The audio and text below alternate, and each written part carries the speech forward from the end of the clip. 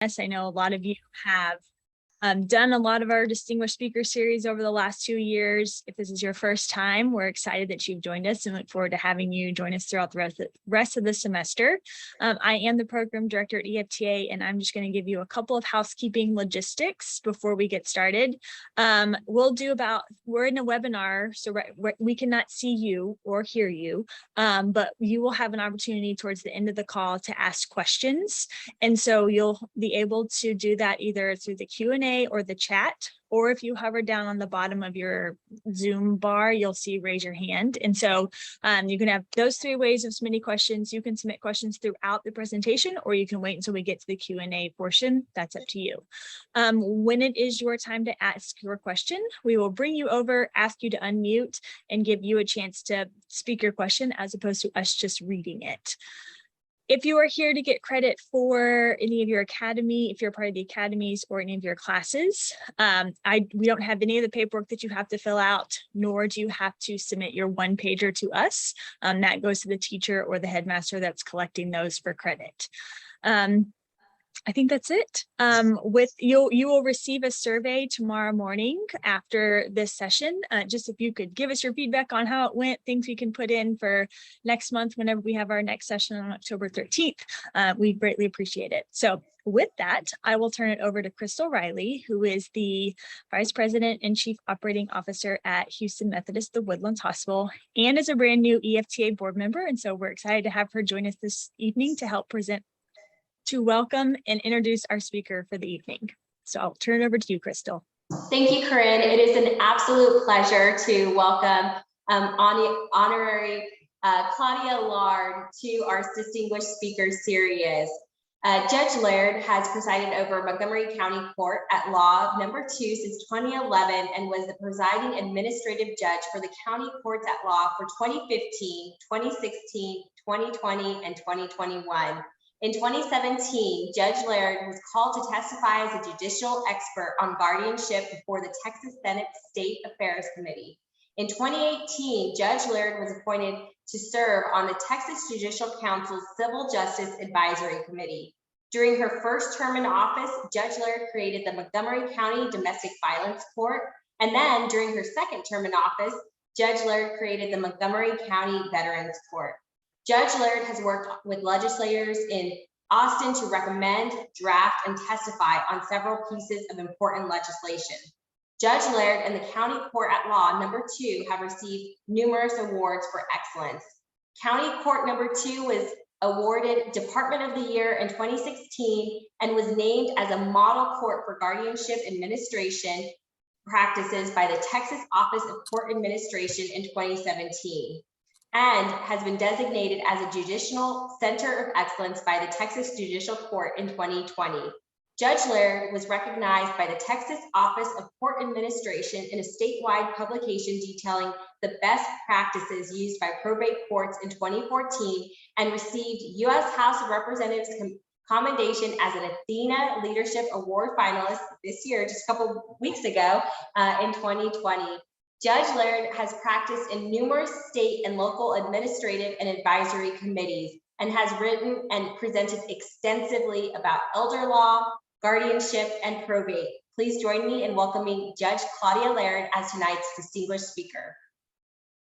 Okay, well, it's good to be here, to be able to talk to y'all. I really enjoy talking to students and teaching people. I have to tell you, I don't know if any of the other speakers have said this, but I can't see y'all, but y'all can see me. So I feel like I'm kind of staring at myself in the mirror, talking to myself right now, but such is life, I guess. So I wanted to talk to you about career paths and specifically legal career paths.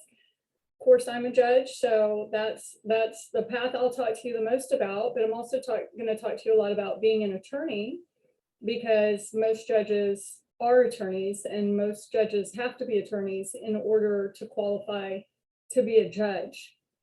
There are some judges in Texas that don't have to be attorneys, like a justice of the peace, which would be like Judge Judy. I'm sure you've seen on TV. They might be an attorney, but they might not be an attorney. It's not required. But normally, when you go to the big courthouse, the big fancy building, and at the county seat, all the judges in there are going to have been attorneys before they were allowed to become judges, and they have to have minimum experience in practicing and being in the courthouse before they're even allowed to apply to run for the office of judge. So we'll just back up, and in order to be able to be an attorney, you have to have a degree, 4-year degree, and then you go on to law school. Back in the day, a long time ago, if you could pass the bar exam without going to law school, you could skip that step. And so there are a handful of really old lawyers now that you'll run across them every once in a while that they did not go to law school, but they're still allowed to be lawyers. We say that's grandfathered in. So they still got to keep their law license even when times changed and they decided, no, you have to go to law school in order to be an attorney.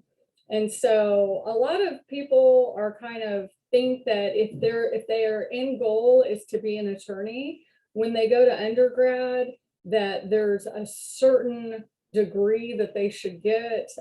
Back when I was in high school, everyone said, oh, I'm going to do political science because that's what everyone gets before they go to law school. Or a lot of, Sam Houston is really close to us here in Montgomery County. So you'll see a lot of criminal justice because I have a really good criminal justice program here. But what I found out was that when you are applying for law schools, that the law schools actually like to admit a broad range of different backgrounds to have diversity, because once you're a lawyer, you can use that background to support your law degree, your law career. For example, they used to say when I was in law school, a golden combination was to have an engineering undergrad and then a law degree, because you could go into patents, and the patent process and application sometimes can be very complex and have engineering components. And so as a lawyer, if you already knew that field, you were really far ahead of anybody else that was trying to do the same kind of work and just had to hire an engineer or listen to an engineer to understand the legal part of their career. The same thing that goes with someone who might do an undergrad in some kind of medical field. They might turn around and then do medical malpractice, or they might go and defend hospitals or work in corporate legal advice for hospitals. So you can see how any kind of undergrad that you can have will be helpful in moving into a law degree. And so think now about what kind of law you think you would want to practice when you're picking your undergraduate degree. Now, I kind of did that, but I didn't. I kind of thought, what would be a fun undergraduate degree? And I thought I was going to be an international lawyer, and I was going to go around the world and do business deals. That didn't happen. And so I ended up picking my degree plan was international studies at A&M. And with that, I had a lot of focus on language because I thought I would be using that in my travels and what I was going to do. Funny thing is, I didn't end up taking that path, but I'm very good friends now with a lawyer that did take that path, and that's exactly what he does. And now when I see him always gone from home and always missing out on things going on with the family, I think, oh my gosh, thank God I didn't end up doing that. But he does make a lot more money than me, so it's a trade-off. So then after you get your 4-year degree, of course it's just like going from high school to college, you want to have good extracurriculars and good grades and all those things. And just like you take the SAT or the ACT, I don't know if y'all still have that, but they did when I was in high school. To get into college, you take something called the LSAT to test and get a score for your law school applications. And then you start law school if you get accepted. And law school, if there's one thing I can tell you about law school, it is kind of a different animal. And I did not have any idea that law school was different than any of the other schooling that I have had. So if I can tell you one thing about law school, it's very different. I mean, you still go to classes and that sort of thing, but your first year, you are with the same group of people for all your classes. And so you have the same schedule, and the school, sets that schedule. And so that's kind of your group that you end up going through most of law school with. The other thing that I was a little disheartened to find out was your grade is based on one test. You do the whole semester. At the end of the semester, you take one test. And if you do well, great. And if you don't, well, too bad. So you don't have opportunities to say, oh, I did poorly on this test, so I can work harder on something else and pick up my grade. Another thing that I didn't know about law school is you're graded on a curve. So a lot of you are probably saying, oh, well, that's really cool. I know when I was in high school, a curve meant, well, if someone gets a 95 and that's the highest grade, they're going to get 100. And so the 5 points that they get, everybody else is going to get 5 points. So kind of everyone got a bump up. In law school, the curve means that they have a set number of A's that will be given on that test. And it doesn't matter if everybody performs to an A level. The professor can only give a very limited preset number of A's. And they have to also give a preset number of B's and C's and D's.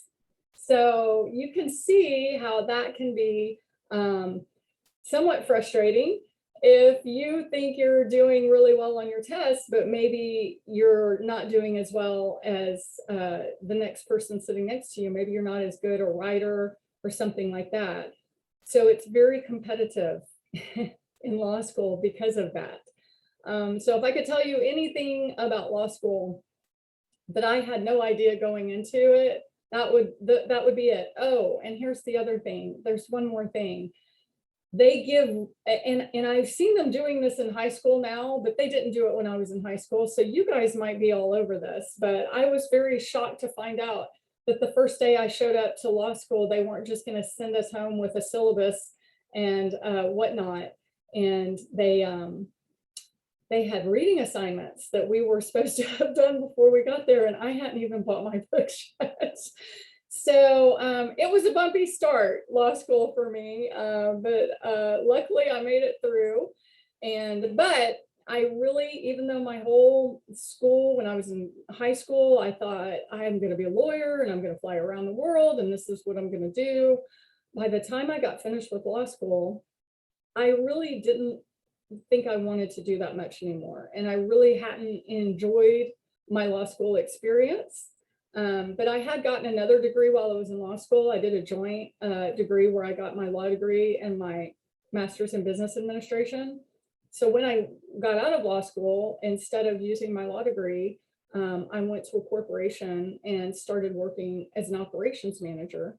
But while I was there, I ended up using my law degree and advising them on their corporate matters, and I ended up starting to litigate for them. So the funny thing is that law degree kind of wormed its way back into what I was doing on a day-to-day basis. And you can use law degrees in so many things. There were people in my law class that actually were already had been in their career field and the whole 9 yards, and some of them were just getting a law degree so that when they were at work and some lawyer came and started talking to them, they felt like they would be able to communicate and ask smart questions and not be fooled or put over on by some lawyer. So, and then, eventually I decided, well, we have to figure out what this law thing is about. And I started litigating and started doing criminal law, which I never thought I would do and never wanted to do. But the job that I took, you had to do part criminal and part civil. And so civil law is like contract breaches and car wreck cases. Basically anything that's in court that's not criminal falls into the civil category. And so I kind of had to take the good with the bad, and that was my viewpoint of it. But what I learned as I went forward is that being forced to do a type of law that I didn't want to do really was a blessing, because I learned a lot about life and people and people's circumstances and situations that were very different than mine. And it made me kind of a more well-rounded person. And it gave me a great appreciation for the Constitution, because it seems really easy to be pro-Constitution when you're in court saying, well, this guy hurt someone, so, we need to respect our autonomy and the Constitution, and you get to wear the white hat and be the person that kind of punishes that person.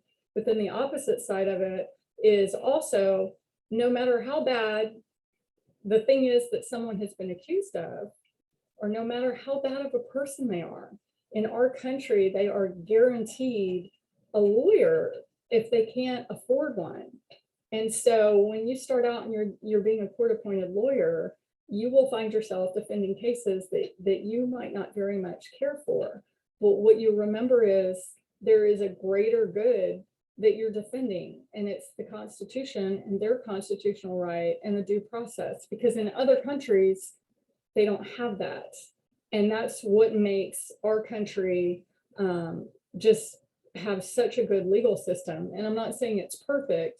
There's always places for improvement. But in other countries, a lot of times it's just a judge. You have no option for a jury. A lot of my clients from other countries, when I would ask them, do we want to try our case to the judge, or do you want to go to a jury? They didn't even understand the concept of what a jury was. I had to explain that to them because they didn't have that in their country. And so it's such a unique thing for our country to be able to be judged by a group of your peers. And it's part of our Constitution that we get that, and we get due process. And that's a really cool thing. So that's really what the criminal side of my career taught me. And then I ended up going to the other side for a little while and learning the other side of it, which was the prosecution side.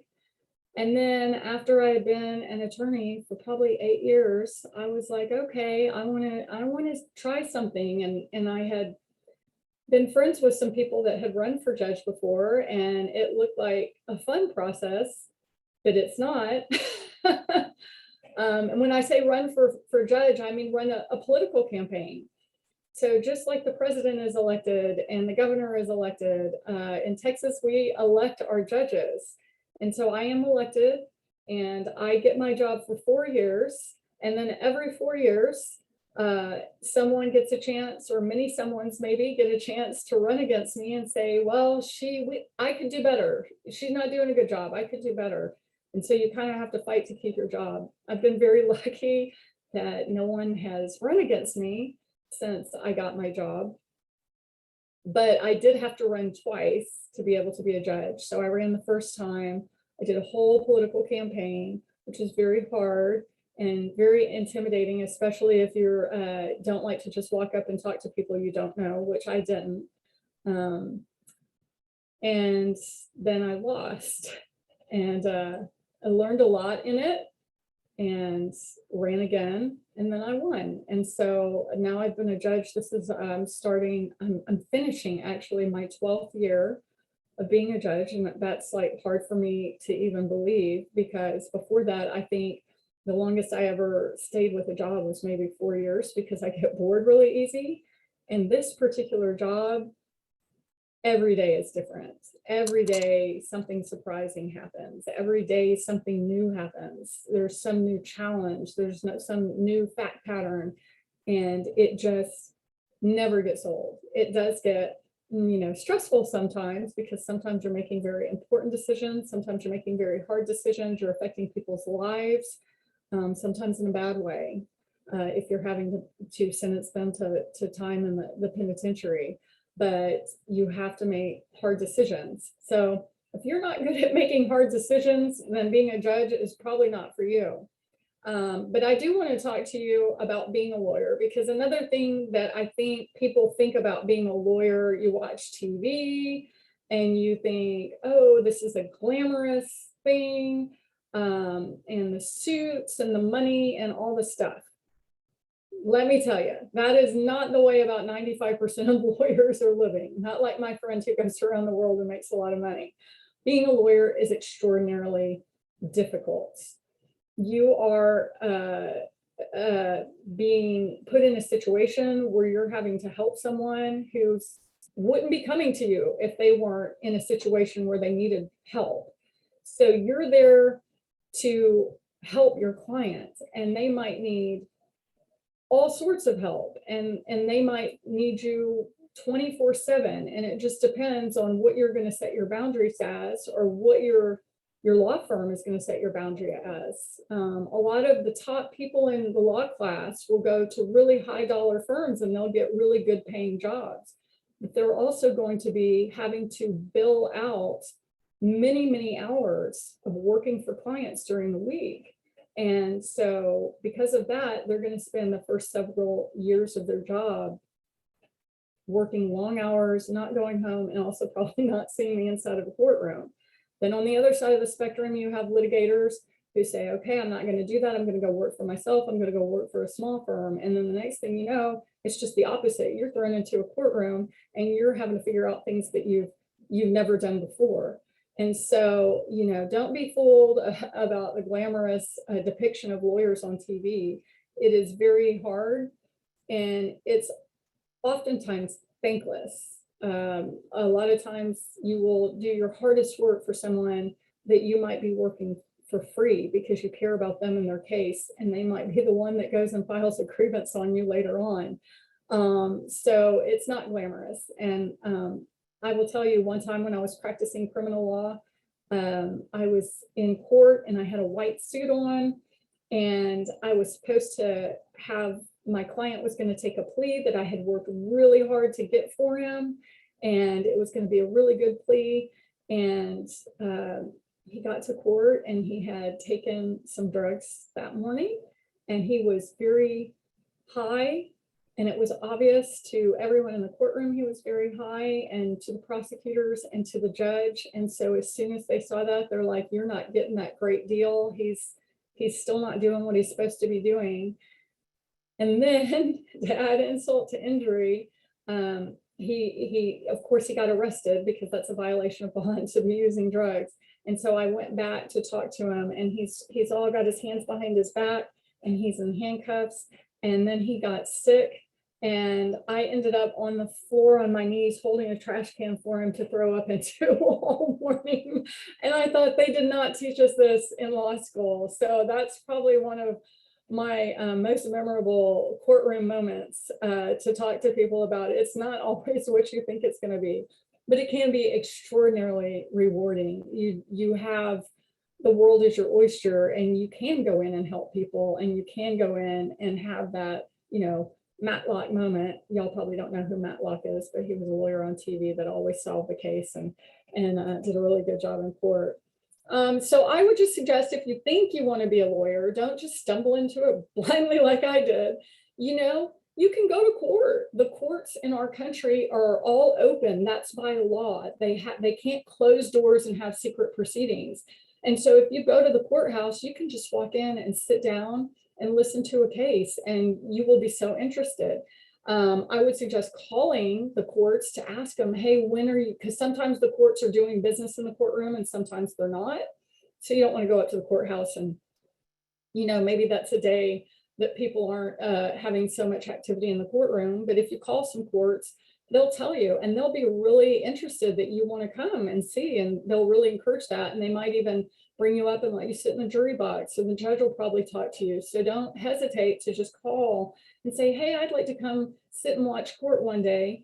When would be a good day? I'm in high school and I'm trying to decide if I want to be an attorney. Shadow an attorney. Go find an attorney and tell them, hey, let me file for you, or or do something for you, and in exchange, I'm going to follow you around and see what you do. And then there are other careers around the law. I mean, there are probation officers and court reporters. They're the ladies that have those little machines, sometimes gentlemen, that have the little machines, and they type down everything that we're saying in the courtroom. And then at the end of the trial, they make this book of everything that everybody said. So if an appeal goes up to the appellate court or to the Supreme Court, the lawyers don't go and retry the case. The appellate judges just get that book. And so that's a really interesting thing that I just think is really neat. I don't know how she does it, but she's able to type down everything we're saying, and she makes these books, and I just think it's the neatest thing. It's probably because it's the only thing in the courtroom at this point that I don't understand after being in courtrooms for 20 years now. So there might be some other thing around the law that you would like to do. I would say one of the most important things, if you do want to be a judge, is you have to be someone who is willing to put your personal beliefs and your personal feelings aside in order to follow the law. So there might be a law that you don't agree with, but as a judge, you're sworn and your job is to follow the law. And so sometimes it's hard, and you think, oh, this isn't what, if it was just Claudia's court and Claudia's law, I would do X, but it's not. The legislature makes the law, and the Constitution is the law. And those are the things that I have to follow. And those are created by another, the legislature creates the law. They're the branch of government. So when you talk about checks and balances and the three branches of government, when a judge starts just doing what they want to do, they're stepping on the toes of the legislature. And that's why you have to follow the law when you're a judge. So that would be the most important thing, I would say, that is the most important thing for a judge to be able to do. And so I would think, just as far as kind of life advice I would give you, career advice I would give you, if you find yourself not on track, and I don't mean like all the plates have fallen off of the little swivel plates. I don't mean they've all fallen off and everything's on the ground, but if they are, pick them up and carry on and figure it out. But I just mean, if you get to that point where you're like, wow, this isn't turning out like I thought it was going to be. Like for me, law school was not what I thought it was going to be. It was not fun. I had no intention of using my law degree. And then I'm a judge. I had no intentions of ever being a judge, but somehow, some way, this is where I ended up, and I love it. So don't be discouraged if things aren't going according to your finely laid plans, because life isn't like that. Life does what life does, and you've got the key is to figure out how to overcome and carry on, because you'll still end up in a good place. Just keep your chin up and keep trying and keep learning. And then just be you. And I tell this to law students when I go talk to them, but it's good for you too. The example I give the law students is, you'll always see some lawyer that has a certain way of doing something. They have a certain swagger and a certain thing that they say when they go in and talk to the jury or whatever. And it's good to watch other people and pick up techniques and tips and different things. But at the end of the day, if you're trying to be someone you're not, and it doesn't matter if you're in front of a jury or interviewing for a job or interviewing to get to the college you want to get to, if you're faking who you are, people are going to know it and they're going to see it. And you can only carry that on for so long. Just be you. Because my guess is if you come this far and you're watching, these career presentations, then you're all right. You're going to do well, because it's important to you. And that's kind of the first step, is for it to be important and to start learning about it.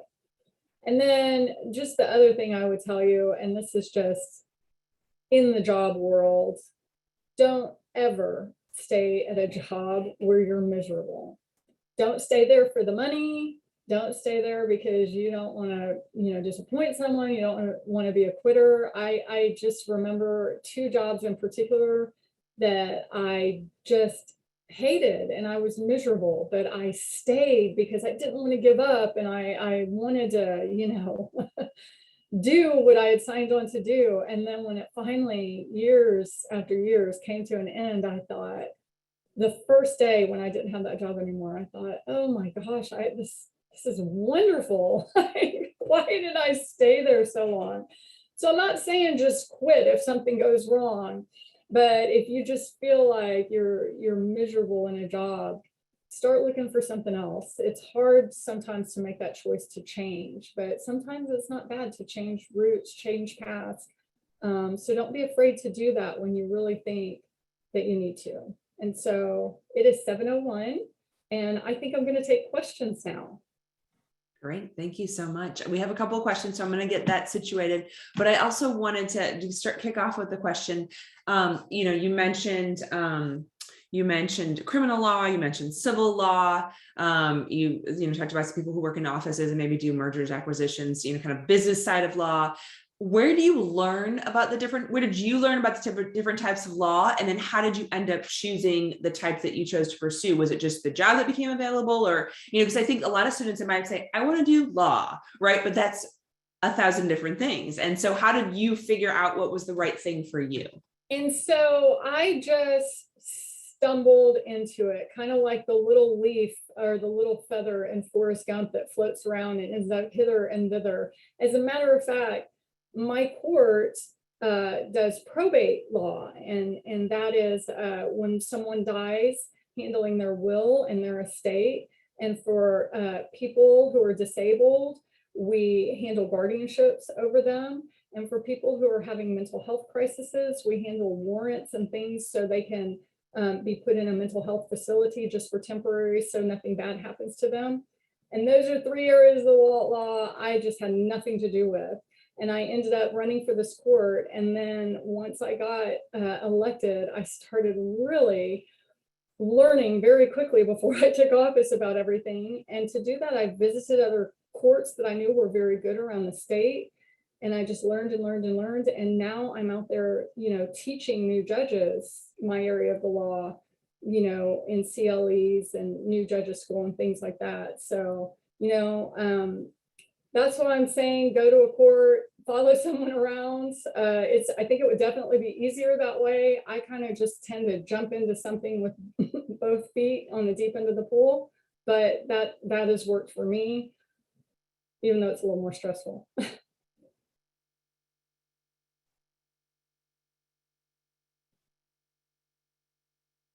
So do you want me to look in the Q&A? No, I was going to call out Miles. Let's see, Miles Hipley, he actually has a couple of questions. Maybe start with your first one, Miles, here.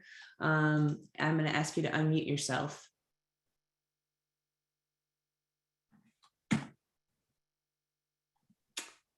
He appears to be unmuted, but we're not. Hi, Miles. Are you still with us? Maybe check your volume. This is what happens in my court dockets. Exactly what happens. All right, Miles, I'm going to ask you. Maybe you had to go to the refrigerator or to the restroom or something. There you go. All right, I'm going to mute you, Miles. Leave you. Oh, let's see. Your hand is up, so I don't know what that means.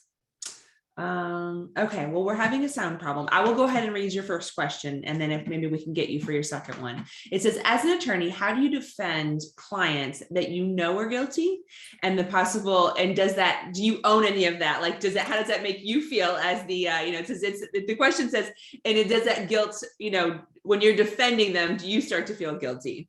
Wow, that is a good question. And so, I'm going to have to give you the advice that a lawyer who practices criminal law and is fantastically good at it gave me. He happened to work in the same office I worked in, and my boss was gone one day, and I was like, hey, can I ask you this question? And he was like, yeah. And I said, so something about my clients, is I don't think he's guilty of this offense. And he goes, wait, stop right there. And he knew I was a new lawyer in criminal defense. And I was like, what do you mean? That's a good thing, right? And he's like, no, it doesn't matter. It doesn't matter if your client is guilty or innocent. Your job is to defend them. Your job is to fix it. And so it's just that easy. If you're going to be a criminal defense lawyer, your job is to defend them. And if you feel like you're going to have problems doing that, then you shouldn't be a criminal defense lawyer. You might move into prosecution, might be more your speed. And I will tell you, the answer to the other question is, in certain cases, it was very emotionally tough. I had been assigned some cases. I took a few cases where I defended people who were charged with doing really bad things to children. And I knew as part of my job, I was going to have to cross-examine that child during trial. And part of my job was to make it sound like the child was wrong, that it didn't happen, or that they were wrong about who did that thing. That is not a good feeling. Speaking of children, Izzy, you can lean over and say hi. You're in your underwear, so we don't need to see all that. Goodbye. Remember, mommy told you. Testing. Hello, this is We Miles. can hear you. Okay. And don't ever think that your family cares that you're a judge, because the cat doesn't care, the kids don't care, they don't care. You are just mom and wife and pet feeder when you get home. Oh no, I'm not planning on being any sort of law. I'm not going to law. Not your thing. That's not my thing. That's just a Okay. question I've had for a long time. Yeah, so I ended up, when I would get ready for those cases to go to trial, I would literally sit at home and cry. And I felt like I needed to get all my tears out at home, because if I even flinched in front of the jury, I didn't want them to think that I was in any way bothered, because of course my client wasn't guilty, right? And finally, my husband gave me a very good piece of advice. And he said, honey, you can be this tough, smart lawyer and you can defend your clients, but you don't have to take every case. And I don't think these cases are for you. And he was right. And I stopped taking those cases. So yeah, sometimes you do feel bad. Sometimes you wonder what happens to people that you got a light sentence for, that you know may have needed another sentence. But long-term, what you find out is typically those people end up very quickly back in the justice system.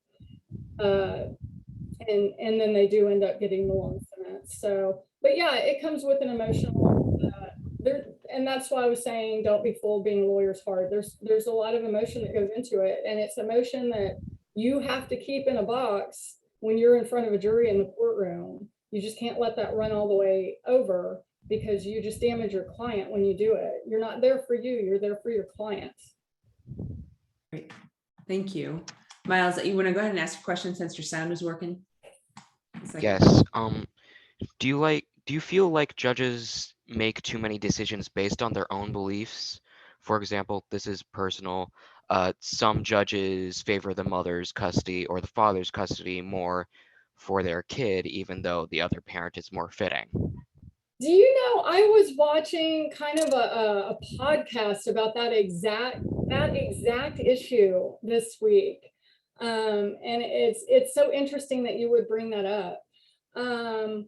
You know, as much as I hate to say it, you know, judges do have leanings. And I remember when I got cases, you know, and a smart lawyer will do this. You'll find out about your judge before you go into court, you know. I had judges that I went in front of that I knew if it was a drug offense, that I could get a really good deal from the judge. But if it was a violence between a man and a woman, and my client was a man, bad things were going to happen, you know? And so judges do have leanings. And so as a lawyer, it's important to know. And the thing is, a judge might have a leaning and not be violating the law. They might be following the law, right? Because like you were saying in a family law thing, that's always the best interest of the child. So if you're a judge that's predisposed to think that the woman is in the best interest of the child, then the woman's probably going to start a couple of feet up when the case starts. But as the judge, you're believing that that's in the best interest of the child, so you're following the law. Does that make sense? She's on mute. Thank you. I'm gonna, very good. I am going to bring Eugene over. He had a question. And when I get you here, if you would unmute yourself.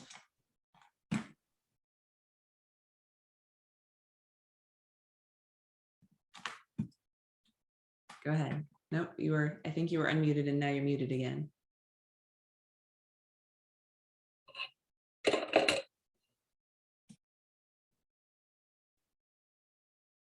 Okay, maybe not. I'm gonna hit click one more time.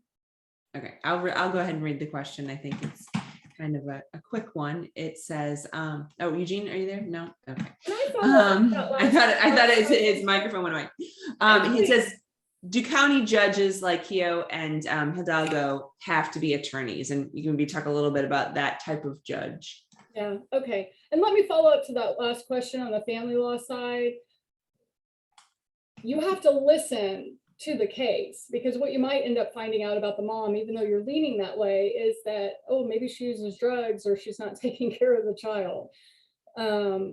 That's the most important thing. You can't just say, oh, no matter what, I'm leaning towards the mom. And when judges ignore what's in front of them like that, then yes, they are not doing what they need to do. Okay, so county judges. This is such an interesting area politically and in governance, because I don't think other states have this name and this role. So back in the day, when we were all horse and wagon and all that stuff, you had the judge. It was the county judge, and that person was in charge of being the judge, like the court judge for what I do. And they were also in charge of being over the same things that like Hidalgo does and stuff like that, with the governance and the budgets and all this stuff. It was just kind of like the head guy in town was the judge, and he took care of all this. And so now, interestingly enough, Texas has 200 and some odd counties. And so in rural counties, actually in the vast majority of counties in Texas, the county judge actually still does all the judicial work, as well as like the governance and the roads and the budgets and all that stuff. So like sometimes if a judge goes on vacation, another judge will have to go sit for them while they're on vacation. You know, that county might not have more than one judge. And so I've sat for a county judge in a county where I went in and every kind of law that was there came right in front of me, and he did it. But no, you do not have to be a lawyer to be a county judge. Judge Keogh is not a lawyer. Judge Hidalgo is not a lawyer. But for Judge Keogh and Judge Hidalgo, they don't handle judicial functions. They just do the governance part. And so I personally have always felt like we should move away from that name of a judge for counties that have that don't have the traditional judicial function for that person. I think they should be like the county chair, or the chairman of commissioners court, or the head commissioner, or something like that. But believe it or not, for most counties, that person actually is a judge, and they still do regular judicial functions too. Just not big counties.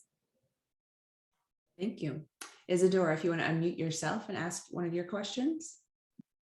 Hi, I was just wondering if there's ever been a moment in your life that you realized that you made the right decision, or like a highlight in your career, and adding on to that, have you ever had any regrets of your career? I think I've had regrets in the short term, but I think honestly, I kind of am a person of faith, and honestly, looking back on where I was and how I got there, and then how I got here, I think I just feel like it's been that there was a plan, and that I have ended up where I'm supposed to be, because I absolutely love the guardianship aspect of what I do. I love being able to look out for people with mental health problems and disabilities. And I ended up here just by circumstance. As far as looking back, highlights in my career, I tend not to pat myself on the back, too much. I like it. I think the first time I went to federal court, my boss, it was at the beginning of my career, my boss came in and he asked me to do a brief of the law, because in federal court you have to do that. In state court, sometimes the judges ask you to do it, but in federal court it's part of your trial prep. And it was a really kind of a difficult case. There were multiple aspects to it. It was high level. And at the end of the case, federal judges kind of do an opinion with their ruling. They just don't say, yes, you win, or yes, you win, and how much you win. They actually, they brief why you won. And so just for me, I had a really proud moment when I was reading the judge's brief in our case, and it occurred to me that he had cut and paste most of my brief into his opinion. And I was like, oh, that's so cool. I wrote that. And he thought it was so good, he put it in his. And then another time that I kind of had, kind of a quiet, oh, yay moment. And I didn't even know it had happened. I had written a paper on how to make sure that people in guardianship don't suffer exploitation. And it was myself and another lawyer that we wrote this paper together, and we spent several years writing it and presenting it and refining it and writing it and presenting it, refining it. And one day the lady that I co-authored it is like, did you see? And I was like, did I see what? And the Texas Supreme Court had actually come out with a ruling in a guardianship case, and they cited our paper. So normally the Supreme Court cites other case law, mostly their prior cases. And so it's, number one, unusual to see them necessarily cite a paper, but then to see them cite your paper, it's very flattering. And I don't know, you think, well, I guess I know what I'm doing. I guess I got that right. But so those weren't big in front of a crowd moments, but they were very happy in my heart moments, because I knew I was doing something right. Thank you. Thank you. Ash, if you want to unmute yourself.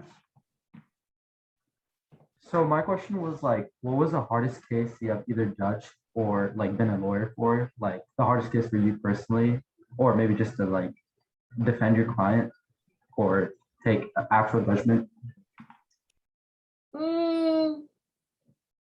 So I'm going to tell you, there's been a lot of hard cases. There's been a lot of cases I've struggled with.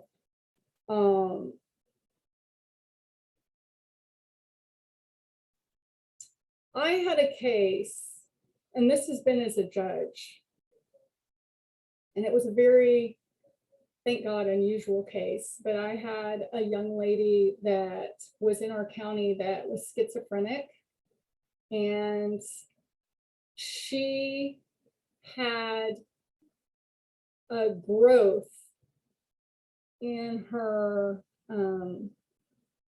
stomach, uterus, in her torso, a very large growth that made her look like she was pregnant. And she thought she was pregnant, and we thought she was pregnant until she had been pregnant for 2 or 3 years. And but she didn't want to be around doctors. And so we kind of had to cajole her to go get like a little test to make sure the thing wasn't cancer. And then once I found out it wasn't cancer, I was like, okay. And she moved, but then she came back to Montgomery County, and we saw her, and she still had the big mass in her stomach, but she'd always been very healthy looking, and just a healthy person other than this big round belly. But she looked very sick and thin and bad coloring, and we could just tell something was really bad and wrong. And so through the use of several kind of high level mental health warrants and temporary guardianships in a whole bunch of different ways, we ended up taking custody of her, and it was very much against her will. And it was walking a very thin line on constitutional rights and the availability that the law has given us to try and intervene for people who are in trouble. And we ended up forcibly, and I say we, I should just say me, I need to take credit for this, but it took a group of people, because she had ad litem attorneys representing her and defending her, and there were attorneys involved. But what ended up happening is I ended up ordering a forced surgery where they removed that from her. And she was very much convinced that that was a baby. And she is still very much convinced that that was her baby. And she is very Catholic. And I'm going to start crying.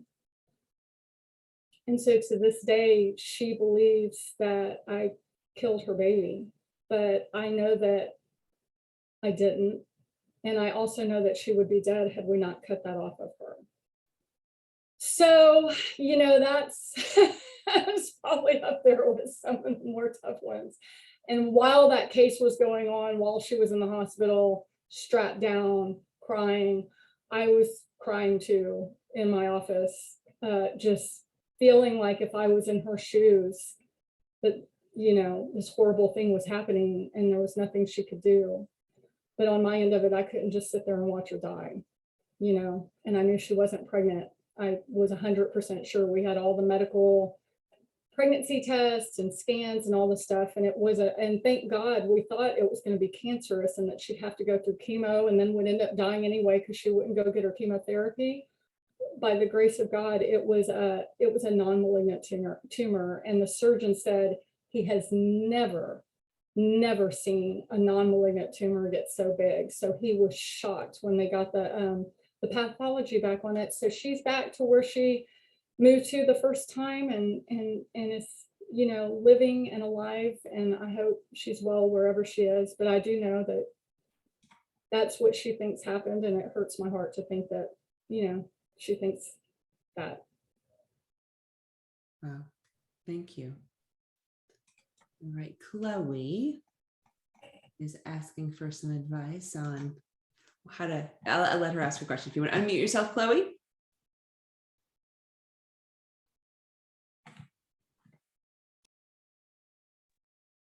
She's unmuted.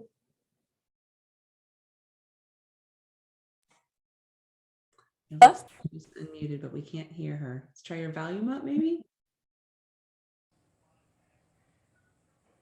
Chloe, can you hear us? I could hear you. We can hear you. All right. So my question was if you took any classes in high school that you maybe think would have helped you or did help you? That's a good question. Typing, yes. They used to teach typing where they put little smiley faces over, I mean, typewriters, like old school. And I type, and not only do I type every day, and I type a lot, and I type when I'm doing my papers or my judgments or my rulings or anything, I also typed myself to death, putting myself through law school because I worked during the day. I went to law school at night and I was like an administrative assistant. So the only way I got my jobs was because I was a good typist. So I know that's probably not the answer that you're looking for, but that's the truthful answer. It's typing. Thank you. And my husband is a firefighter and an inspector. And when he does his reports, he sits there and does this. He's like, oh my gosh, I wish I would have paid more attention in my typing class. So it's not just me, it's him too. Thank you. We have Ira has been waiting patiently with a hand up. Hi, thank you for speaking. And my question is. Oh, sorry, I hit the wrong one. Ira, let's try that one more time. Can you hear me? Yes, my apologies. Okay, so my question for you is, how often do you like consider the child's point of view about like the parent's ability to like, what is it like? Basically kind of like teach them I can't think of the word right now, but Right, to be their custodian. yeah. To get to have custody. So my court doesn't do family law cases, and we also don't handle CPS cases, which is where the state goes in and removes children. So I don't do that, but we do handle the guardianship cases, which sometimes are children, but most of the time are adults, but some of them have the kind of an ability more akin to the level of a child. And the law says that we have to take into account their wishes. And so I always listen. It's important for me, for them, when they come to court, to know that they're not just being talked over, that they're being listened to. And I still might not do what they want me to do, but I'm always going to listen to them and take them into consideration. I think that's very important. Okay, thank you. You're welcome. All right, Zoe, you're up.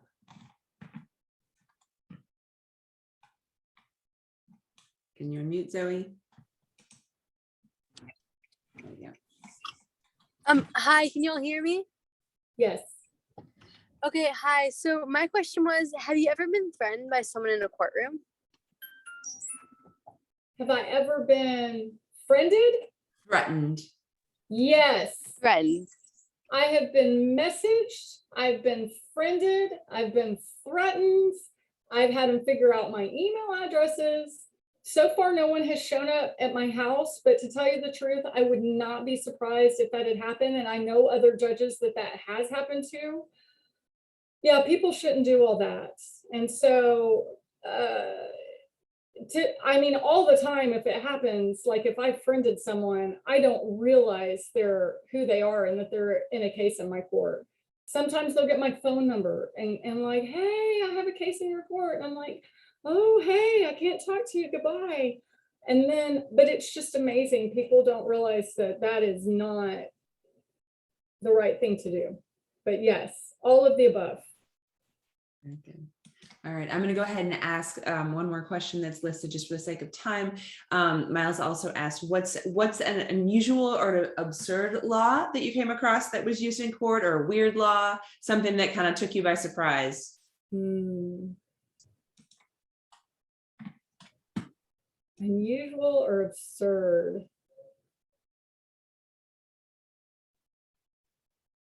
I've seen some old laws but I can't think of anything. And to tell you the truth, honestly, it's in the rules of conduct, ethical conduct for judges, that we're not to say that any law is absurd, because again, we're part of our job is to follow the law, and we shouldn't be like in the public's eye demeaning the law or making it look stupid or not important. So I'm not going to try and think too hard, but I can't think of anything off the top of my head. I appreciate that. I think there's a law in the book somewhere, or I've heard this, that every court in Texas has to have a spittoon, because one of our judges used to always keep a spittoon in the courtroom and no one could understand why. And then that was the story we ended up getting. So that's an interesting law if it's out there. And he was a good judge, so I'm sure he was probably right. Very good. And is there, what, we always kind of like to end with, what do you wish you knew? It sounds like, you learned some things along the way. What do you wish you knew when you were 17 or 18 years old, and, that maybe would have been helpful, could have shaped your path differently? What do you wish you knew? I think just know that there are things you don't know. There's just things you don't know, and that's always going to be the case in your life. And just always be open to that hey, I don't know everything. Even when I think I know everything, there's always some twist or something new or something you didn't know. So just always be open to learn. Very good. Well, thank you so much. We are so grateful. I know students, you can't see them, but if they want to give some reactions to give their gratitude and thanks for your time this evening. Again, I want to thank the Harry S. and Isabel C. Cameron Foundation for supporting our career programs that make things like this possible. But we do know that especially as you have kids running around in the background, that this is your time. And so the fact that you've given your time to help educate students and help them think about next steps, we very much appreciate. As you know, we've recorded this.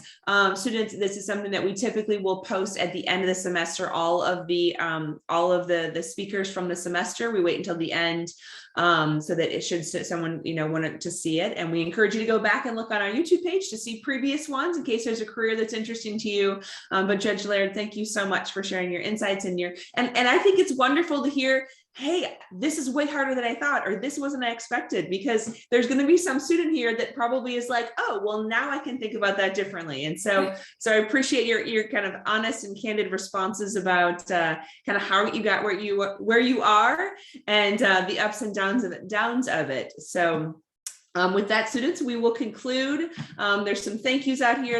I see some, there were some reactions, and with that, we will conclude for the evening. Thank you so much for your gift of time. Thank you.